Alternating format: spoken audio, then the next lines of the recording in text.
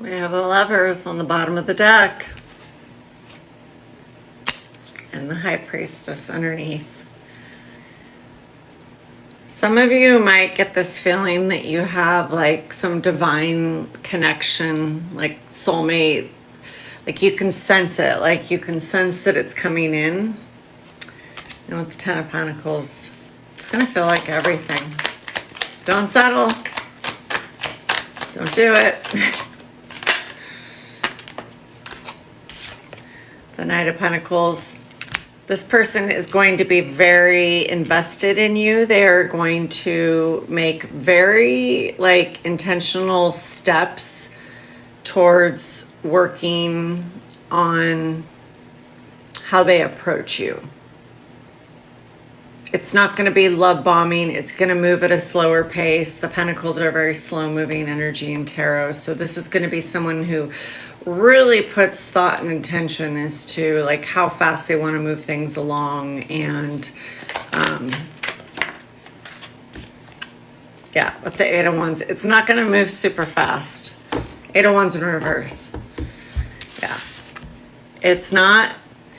And maybe for some of you, if you're used to like love bombing and just always a certain way of like how things unfold like super fast in the beginning, this is going to feel a little bit uncomfortable because it's not what you're used to. And I'm just getting that you're almost going to think that this person isn't even interested. Yeah, with the Five of Pentacles, you're going to feel like you're lacking attention or proof. We're the Magician. But you manifested this. I think this is coming after a period of a lot of healing that you've done, especially around love and relationships. And it's most likely what's showing up in your reality. It's going to look and feel very different, but it's aligning to where you're at in your healing journey. And then we have the Ten of Swords. And then the Ten of Wands. Yeah, you are like, so I'm just getting that in the past, you had a lot of painful relationships and ones where you felt like you had to do a lot of work. Maybe you felt like you were always the one pulling the weight and it was just, maybe it was the loneliest you'd ever been. And so you were like, hey, I'm going to go into hermit mode. I'm just going to do me and like learn to find fulfillment and happiness within and not be so concerned. Like you are decentering either men or women, you know, no gender in tarot. It's just masculine and feminine energies. But I'm just getting that you have learned to decenter others and instead you are now centering yourself. Which is also, it's also the kind of energy that you would attract in another partner, because if you've truly like learned the lessons and with the Death card done the transformation, if you've truly changed in such a way that you are putting yourself first, and it's going to be a little bit of a test to how much you want to like slide into like, not necessarily old habits around dating, but I'm just getting like old thought patterns. Like maybe you have like an anxious attachment style. And so if you feel like somebody's moving slow and then that's proof that they're not interested because you're used to the exact polar opposite where somebody is love bombing you and just things moving so fast, it's going to feel uncomfortable. And so those normal thought patterns and programs are probably going to resurface and you're going to be like, well, maybe I haven't done the work. Maybe I haven't fully like changed. And it's not a bad thing to have new people or interests show up in your life, because it can really show you a lot about where you're at in your journey. It can show you how much you've changed, like how much you're not willing to settle for, or like what, you know, what are red flags and deal breakers versus before maybe just like sweeping them under the rug.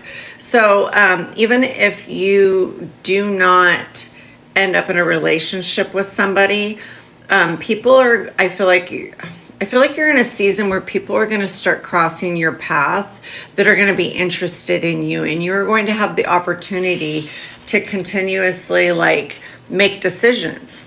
You're going to say, no, I don't want that. I don't want that aspect. I don't want that habit, that toxic pattern. You're lovely. Thank you. Nice to meet you, but no.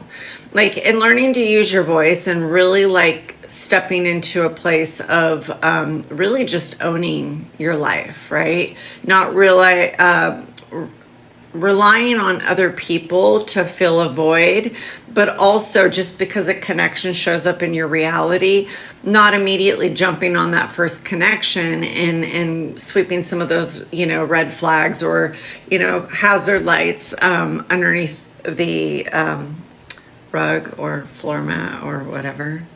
Yeah, 8 of Cups. I'm just getting that you are very, very fulfilled in life, but you are also willing to like make an effort and walk towards somebody if the juice is worth the squeeze. And then we have the Star card.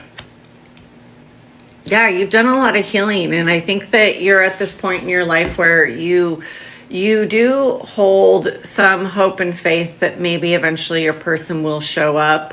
Because again, if you've had a bunch of toxic relationships and you don't feel like you've really experienced love from a healed perspective, there is healing in those new connections. But I'm getting that you are also just a person who is willing to like wait for that person. It's a case of not subtleitis. 3 of Pentacles. You could meet somebody at work.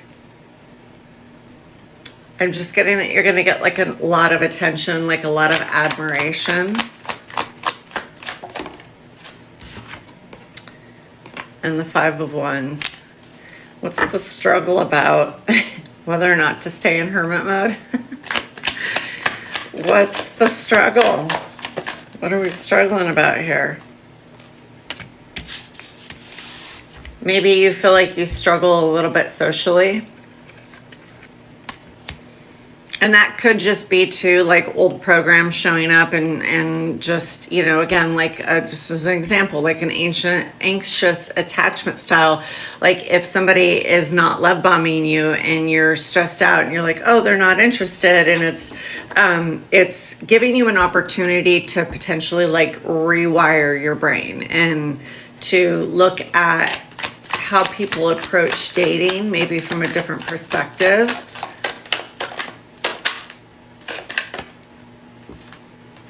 And the 8 of Swords. You could feel like you're kind of stuck in this kind of like fear mentality around dating. Why? The Page of Wands in reverse. It's this whole like not getting communication. So there's a big fear in this collective and maybe a wound that needs healing around what healthy communication looks like. Yeah, and then we got the Moon again, because yeah, I'm just getting that you're used to what feels comfortable to you are patterns from your past which were toxic. And I'm not saying if toxic comes along now that you're like, oh yay, it's green lights. No, it's just meeting somebody and having a completely different way of how things unfold, and the style and the consistency or the frequency, I should say, of communication might really look and feel different. And so, yeah, you might get really caught up in your head a lot if you're not hearing from somebody. But we have the Queen of Cups on the bottom. So I'm just getting that you are a very like emotionally a balanced person. But again, if you've spent a lot of time alone and haven't dated in a long time, your emotions stirring up when somebody who feels like there's a lot of chemistry with, and it feels like it's mutual. It could feel like rejection if you're not hearing from them right away.